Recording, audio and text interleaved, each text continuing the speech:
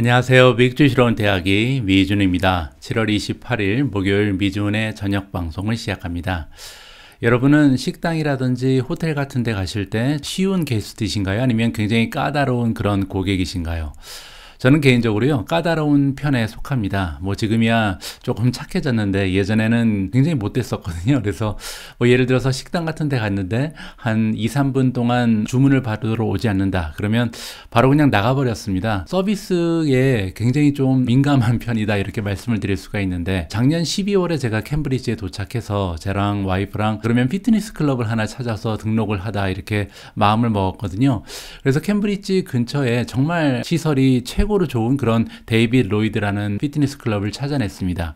수영장도 있고요, 마사지를 받을 수 있는 그런 센터도 있고, 사우나도 있고요. 그리고 정말 첨단의 그런 시설을 갖추고 있는 굉장히 규모가 있는 그런 피트니스 센터를 찾아서 기분이 굉장히 좋았습니다.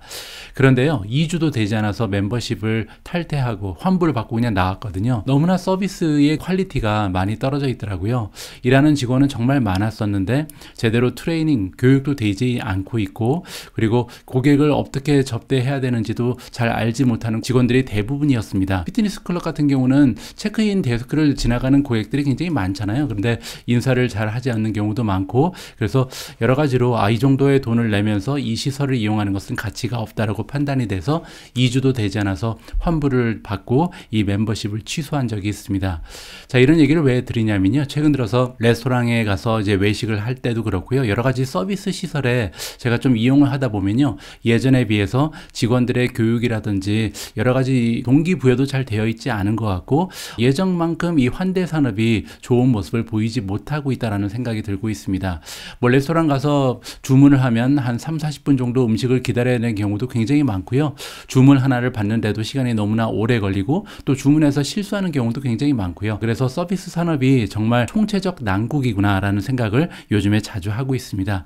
자, 오늘 컨텐츠에서는요, 이 환대 산업에 관련된 이야기를 좀 나누어 볼까 합니다. 7월 28일 미존의 저녁 방송 바로 시작합니다. 자, 지금 보고 계시는 화면에서는요, 예전에 제가 올렸던 영상의 리스트가 나와 있는데, 2년 전에 제가 오늘 급등할 항공주, 호텔주, 크루즈 주식 쳐다보지도 말아야 할 이유라는 굉장히 좀 자극적인 제목을 가지고 영상 하나를 공유한 바가 있습니다. 자, 이때 이 방송에서요, 제가 호텔 주식이라든지 크루즈 주식 그리고 항공 주식이 좋지 않은 투자처다, 이렇게 여러분들께 말씀드린 이유가 있었거든요. 세 가지 정도로 정리가 되는데, 첫 번째는 페리셔블 인벤토리, 두 번째는 픽스드 캐퍼시티고요, 세 번째는 하이 픽스드 코스트, 이렇게 세 가지로 정리해서 말씀드린 바가 있습니다. 여기서 페리셔블 인벤토리는 무슨 뜻이냐면요, 인벤토리는 이제 재고잖아요. 그런데 재고가 사라져 버린다, 이런 뜻입니다. 호텔은요, 사실 객실을 판매하는 것처럼 보이고 아니면 음식을 판매하는 그런 곳으로 우리가 쉽게 생각할 수가 있는데, 사실 항공사도 그렇고요, 이 호텔도 그렇고 판매하는 것은 사실 시간입니다. 우리가 보통 시간에 따라서 돈을 내잖아요. 1박당 얼마, 2박당 얼마, 이렇게 어느 정도의 시간을 사용하느냐에 따라서 요금을 지불하는 것이 바로 호텔이다, 이렇게 우리가 생각해 볼 수가 있는데, 이게 무슨 얘기냐면, 예를 들어서 우리가 운영하고 있는 호텔에 객실이 100개가 있어요. 그런데 이 100개에서 만약에 99개만 판매를 하고 1개를 판매하지 못했다. 그러면 원래 다른 기업들은 이 1개를 내일 판매하면 되잖아요. 근데 호텔 산업에서는, 그리고 항공 산업도 마찬가지죠. 지금 출발하는 비행기에 좌석이 비어 있다면요, 이 좌석 비어인 것을 다음 비행에서 판매할 방법이 아예 없습니다. 자, 이런 걸 우리가 페리셔블이라고 부르거든요. 따라서 지금 당장 판매하지 못하면 다음에 판매할 기회가 아예 없는 그런 재고를 가지고 있는 것이 이 환대 산업이다, 이렇게 이해하실 수가 있고요. 두 번째로 픽스드 캐퍼시티가 있습니다. 이것도 굉장히 중요한데, 호텔은 만약에 예를 들어서 객실이 100개면요, 가장 많이 판매할 수 있는 게 100개입니다. 비행기도 마찬가지죠. 만약에 내가 가지고 있는 좌석의 개수가 100개라면 100개 판매하면 끝이잖아요. 101개를 판매할 수 없죠. 이게 왜 중요하냐면, 지난 2년 동안 여행사라든지 항공사라든지 호텔이라든지 굉장히 어려움을 많이 겪어왔습니다. 그런데 지금부터는 상황이 많이 좋아지고 있죠. 근데 아무리 상황이 좋아진다 하더라도, 이렇게 수요가 넘쳐난다 하더라도 내가 100개의 객실만 갖고 있다면 101개를 판매할 수 없다. 이 부분이 굉장히 커다란 약점으로 작용을 하거든요. 예를 들어서 우리가 자동차를 판매하는 기업이면 내가 지금 재고가 굉장히 많이 쌓였어요. 지난 2년 동안 굉장히 좀 어려운 상황으로 인해서 판매가 부진했는데 지금부터라도 판매가 많이 되면요, 쌓여있는 재고를 다 정리할 수가 있죠. 근데 페리시블에서 재고가 없을 뿐더러, 두 번째로 아무리 판매 많이 해도 가지고 있는 좌석의 개수, 가지고 있는 객실의 개수가 한계가 있기 때문에 어려운 상황에 봉착할 수밖에 없다. 이게 두 번째 이유였고요. 세 번째는 이제 하이 픽스 코스트라 그래서 지난 2년 동안 코로나 바이러스의 영향으로 인해서 환대 산업은 굉장히 어려움을 겪었습니다. 예를 들어서 내가 가지고 있는 좌석의 개수가 100개면 한 10개만 채우고 비행기를 운영해야 되는 경우가 굉장히 많았고요. 내가 가지고 있는 호텔 객실의 개수가 100개면 그 중에 100개 중에 5개만 판매하고 10개만 판매하는 경우가 굉장히 많았습니다. 자, 그런데요, 이렇게 판매 숫자가 줄어든 것도 문제인데요, 비용이 많이 줄어들지 않는다는 것도 굉장히 커다란 문제입니다. 매출은 예전에 비해서 5%, 10% 수준에 머물고 있는데 비용이 5%, 10%로 떨어지는 게 아니고요, 상당 부분은 이 픽스드가 되어 있기 때문에, 고정 비용이 너무나 높기 때문에 비용은 큰 폭으로 감소하지 않는다. 그 얘기는 지난 코로나 바이러스로 굉장히 어려움을 겪는 기간 동안 많은 환대 산업에 속해 있던 기업들이, 여행사라든지 항공사라든지 호텔 기업들이요, 정말 매출의 손해도 많이 봤지만 그 반면에 비용도 굉장히 많이 소모를 했다. 가지고 있는 현금을 많이 태워버렸다. 이렇게 정리가 가능합니다. 자, 이러한 세 가지 이유를 들어서 제가 2년 전에 호텔 주식, 그리고 크루즈 주식은, 그리고 항공 주식은 좋은 투자처가 되기는 좀 어려울 것 같다라는 주장을 여러분들과 공유한 바가 있었습니다. 자, 오늘은요, 여기에서 세 가지 이유 말고 정말 커다란 이유가 하나가 더 추가가 됐거든요. 이 이유에 대해서 조금 더 자세하게 여러분들과 고민하는 시간을 마련해 보도록 하겠습니다. 자, 오늘 이렇게 오래간만에 항공주 관련된 컨텐츠를 여러분들께 보내드리는 이유가 있는데요. 왜냐하면 최근 들어서 이 보잉이라든지 아니면 항공 주식에 대해서 굉장히 긍정적인 뉴스들이 많이 발견이 되고 있습니다. 자, 미국 증시 실적 기대 속에 보잉 그리고 아메리칸 항공 등 항공주가 껑충 뛰어 올랐다라는 내용이 나와 있죠. 자, 보잉은 2019년 3월 이후에 항공기 최대 인도를 했다. 그리고 2분기 실적 기대감으로 인해서 아메리칸 항공, 델타 항공 이런 항공주들이 급등을 하고 있다라는 초이스 경제의 기사가 있었고요. 여기 보시면 CNBC 프로의 기사에도 지금 보잉에 대해서 굉장히 좋은 투자처가 될 수 있다. 앞으로 한 1년 정도 바라보고 투자하면 좋은 결과를 낼 수 있을 것이다. 뭐 이러한 전망이 나와 있고요. 한경 글로벌 마켓에 델타 항공에 관련된 뉴스인데요. 팬데믹 이후에 가장 의미 있는 분기 실적을 거두어냈다. 여행객이 계속해서 증가되고 있고 2분기 월가 예상치보다 매출이 늘었다. 그리고 유가 상승이 있는데도 불구하고 순이익이 2019년 이후에 최고치를 기록한다. 이렇게 좀 좋은 기사들이 많이 나와 있죠. 다음도 델타 항공인데요. 공급 능력 회복 그리고 유가 정상화가 주가 반등의 관건이 될 것이다 라고 얘기를 하고 있습니다. 델타 항공이 빠른 탑승률 회복으로 3분기에도 실적 개선세를 이어나갈 것으로 전망이 되고 있다. 다만 주가 상승을 위해서는 수요를 맞출 만한 공급 능력이 있어야 되고 또한 유가 정상화가 나와줘야 할 것으로 분석이 된다. 델타 항공 말고도요. 유나이티드 항공도 팬데믹 이후에 첫 흑자를 기록했다는 좋은 뉴스가 있었고요. 또한 델타가 지금 여행 수요 반등에 보잉 여객기 있잖아요. 이거를 100대를 주문한다는 뉴스가 쏟아졌습니다. 자, 델타 항공이 미국의 여행 수요가 반등하는 가운데 보잉으로부터 737 맥스 10 항공기 100대를 구입하기로 했다. 엄청나게 많은 물량이죠. 100대면. 자, 델타 항공은 약 10년 만에, 그러니까 그 전에는 보잉으로부터 이제 항공기를 잘 구입하지 않았던 것으로 나와 있거든요. 그런데 이제 오래간만에 보잉으로부터 737 맥스 10 항공기 100대를 대량 구매한다고 발표했다. 배송은 2025년부터 시작될 예정이다. 따라서 앞으로 한 3년 이후에 이제 배송이 시작되는 거니까 장차 여행 수요가 계속 늘 것으로 지금 델타에서는 생각을 하고 있다. 이렇게 우리가 살펴볼 수가 있겠죠. 자, 그리고 아까 말씀드린 것처럼 여행 산업이 살아나기 위해서는 휘발유 가격이 굉장히 좀 중요하잖아요. 때마침 과거 1개월간 휘발유 가격이 많이 떨어졌습니다.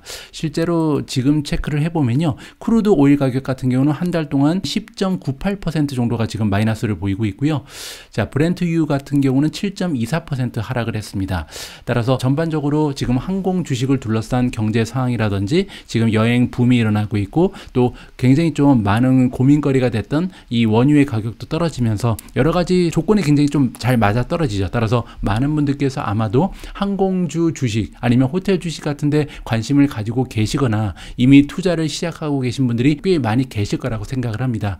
그래서 오늘 방송에서는요, 제가 가지고 있는 개인적인 의견을 여러분들과 공유를 하면서 여러분들 투자에 하나의 좀 의문점이라든지 고민해 볼 하나의 이슈를 여러분들께 던져드릴 예정에 있습니다.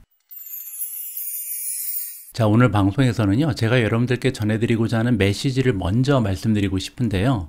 제가 항공사 주식, 그리고 이제 호텔 주식에 대해서 부정적인 견해를 가지고 있는 이유는 뭐냐면, 제 개인적인 생각에는요, 주식 투자를 할 때는 세상의 흐름을 좀 읽으면서 투자를 하는 것이 중요하다고 보거든요.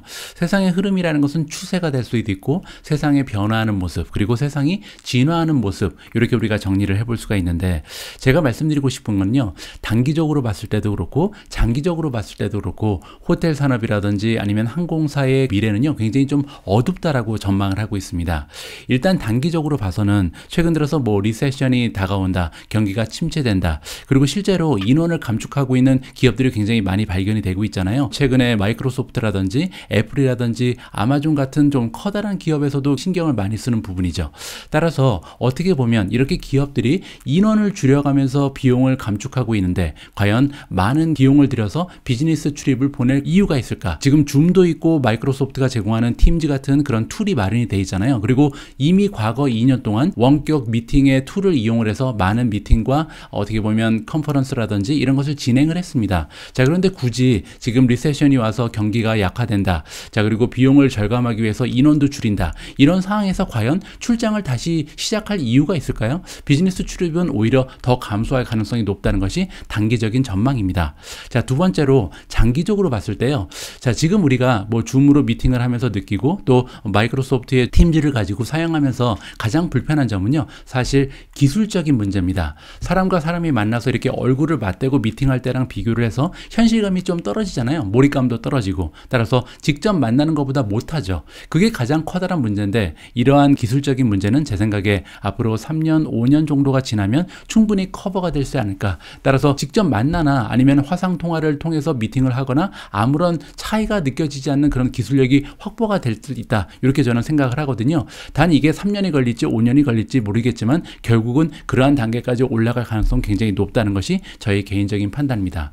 자, 그렇게 되면요. 결국 기업이라든지 아니면 개인도 마찬가지죠. 우리가 항상 하나의 결정을 할 때 가장 중요시 여기는 것은 생산력, 그리고 어떻게 보면 효율성이거든요. 자, 여기서 얘기하는 생산력과 효율성을 이런 식으로 생각하시면 될 것 같아요.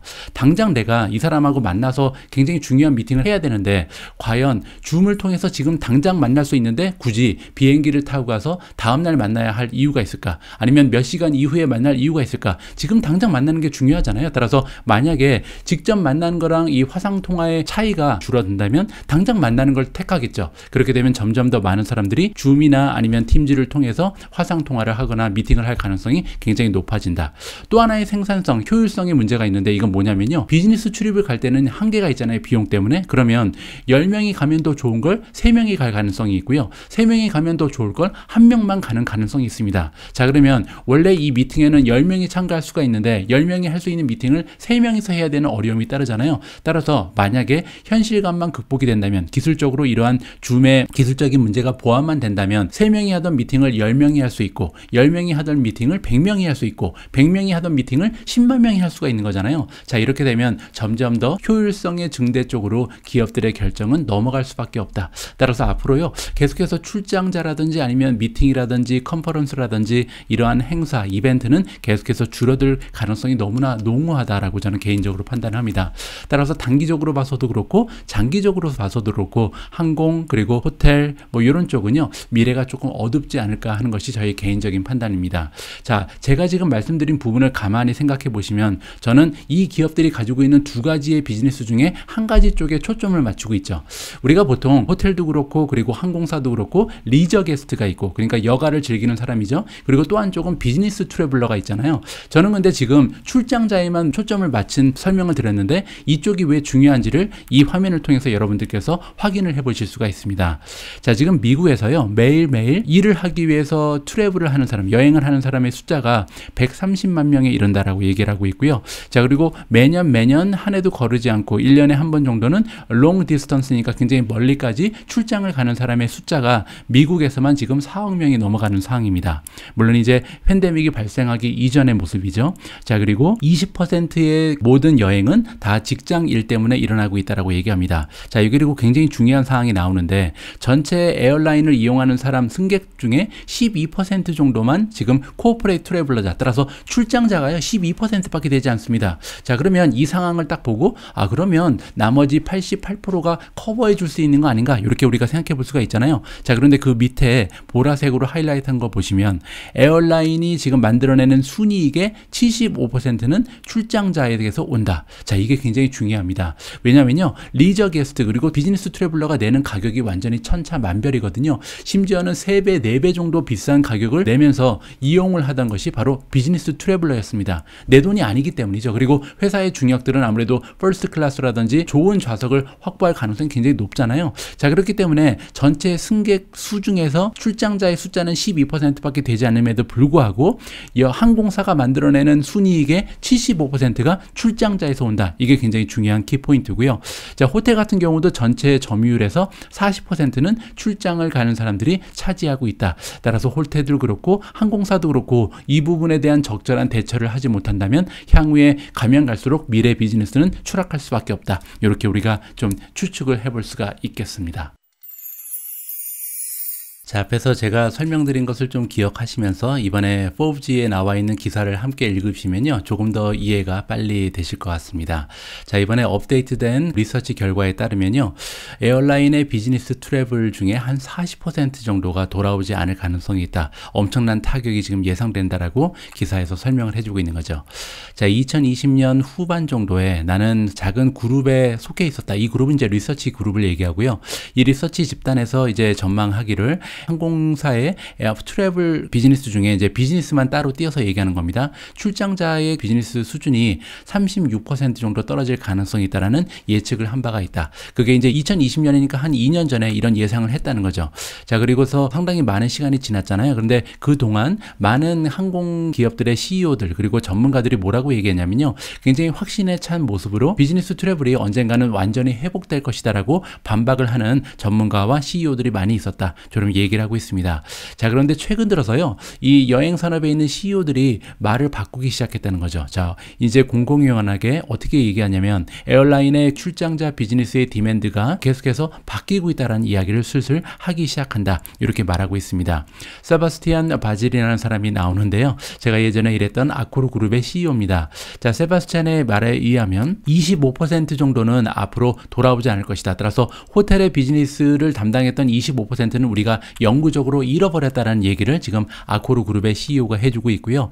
델타의 CEO인 에드 바스티안은 최근 들어서 뭐라고 얘기했냐면 우리 기업은 지금 새로운 카테고리를 찾고 있다. 따라서 여행을 예전에는 여행 출장자들 그리고 이제 리저 게스트로 나눴다면 새로운 카테고리가 필요하다는 거죠. 왜냐하면 출장자가 많이 줄었기 때문이다. 이렇게 우리가 이해를 해볼 수가 있거든요. 자, 결론적으로 지금 이 리서치 기관에서 얘기하는 것은 뭐냐면 출장자의 40% 정도가 영구적으로 없어졌을 가능성이 있다. 엄청난 타격이 예상된다라고 이야기를 해주고 있습니다. 자, 에어라인 비즈니스 트래블, 그러니까 이제 출장자를 얘기하는 건데 출장자의 수요가요, 지금 계속해서 그 모습을 제대로 보여주고 있다. 자, 그래서 누가 지금 계속해서 항공사를 이용하고 누구는 이용하지 않고 있는지를 우리가 슬슬 파악을 할 수가 있는 그런 통계가 집계되고 있다라고 얘기하는 거죠. 자, 일단은요, 2019년 수준으로 한 60% 정도는 급등하면서 갑자기 올라왔습니다. 불과 뭐 1, 2년 전만 해도 예전에 비해서 10% 정도에 머물렀던 그런 항공사의 비즈니스가 이제 60%까지 회복을 했다는 얘기죠. 자, 그런데 회복을 했음에도 이게 전망이 굉장히 어둡다는 그런 반증을 여기서 지금 해주고 있습니다. 일단은요, 도메스틱, 즉 미국 내에서의 판매도 성장의 추세가 조금씩 잠잠해지고 있다. 그게 첫 번째고요. 두 번째는 뭐냐면 인터내셔널 비즈니스 트래블, 즉 이제 장거리 비행을 얘기하는 거죠. 다른 나라로 이동을 하는 장거리 비행 같은 경우는 좀처럼 회복할 기미가 보이지 않는다는 겁니다. 그 이유는 굉장히 직관적으로 우리가 생각해 볼 수 있다. 그 이유는 뭐냐면요, 많은 사람들이 이미 비디오 미팅에 굉장히 익숙해져 있고 편리하게 생각을 한다라고 얘기하는 거죠. 자, 그리고 많은 기업들이 이미 하이브리드 오피스에 굉장히 좀 많이 적용을 해놨다. 그래서 제 주변에도 지금 캠브리지에 보면 많은 사람들이 출근을요 5일 내내 하는 사람이 굉장히 드뭅니다. 한 2, 3일 출근하고 이틀은 쉬고 집에서 일을 하고 뭐 이런 식으로 형성되는 경우가 굉장히 많거든요. 그 이유는 당연하죠. 왜냐하면 이 여행이 들어가게 되면 여러 가지 어려움이 좀 들어갈 수밖에 없는 거잖아요. 비용적인 부담도 있고. 따라서 지금 이미 익숙해진 비디오 콜이라든지 하이브리드 오피스의 그런 근무 구조를 굳이 바꿀 필요성을 느끼지 못하는 기업들, 그리고 개인들이 굉장히 많이 있다는 것을 우리가 생각을 해볼 수가 있을 것 같습니다. 자, 그래서 여기 나와 있는 것처럼 watch what they do, not what they say 라고 써 있는데요. 항공사들 그리고 호텔사의 CEO들이 뭐라고 얘기하는지 듣지 말고 그들이 무엇을 하고 있는지를 우리가 살펴보는 것이 굉장히 중요하다. 투자자 입장에서는 이렇게 해야 된다라고 얘기하고 있습니다. 자, 최근 들어서 굉장히 좀 긍정적인 이야기가 많이 나온다. 앞에서 제가 여러 가지 기사를 여러분들께 소개를 드렸잖아요. 사실이 그렇습니다. 긍정적인 이야기들이 많이 나오고 있죠. 그래서 많은 여행 리더들이 우리 기업은 이제 회복하고 있다. 예전 수준으로 곧 올라갈 것이다. 더 좋아질 것이다. 이런 얘기를 하고 있잖아요. 그런데 실제로 보면 미국의 항공사들은요, 이미 구조 조정을 하고 있다. 그들의 비즈니스를 완전히 바꾸어 놓고 있다라고 얘기합니다. 즉 현실에 적응을 하고 있다라고 우리가 생각해 볼 수가 있는데요. 많은 항공사들이 그들이 가지고 있는 항공편을요 많이 조정하고 있습니다. 즉 more leisure oriented city로 바꾸고 있다. 따라서 예전에는 비즈니스 시티로 이제 가는 항공선이 많이 있었다면 이 편을 리저 쪽으로 바꿔버리는 거죠. 뭐 플로리다로 간다든가 하와이로 간다든가 이런 식으로 좀 가능하면 리저 개수를 많이 확보할 수 있는 그런 루트로 변형을 하고 있다. 이렇게 우리가 살펴볼 수가 있는 거고요. 또한 항공주에 투자하고 있는 많은 스마트 머니의 움직임을 봐도 마찬가지입니다. 어떤 항공사에 많이 투자를 지금 진행하고 있냐면요, 리저에 특화된 그런 기업들이 있잖아요. 따라서 비즈니스 쪽 게스트가 많은 항공사가 아니고 리저에 특화된, 따라서 굉장히 저가 항공을 얘기하는 겁니다. 그래서 굉장히 저가 항공 쪽이 최근 들어서 많은 투자자들의 관심을 받고 있다. 이렇게 지금 얘기를 하고 있고요.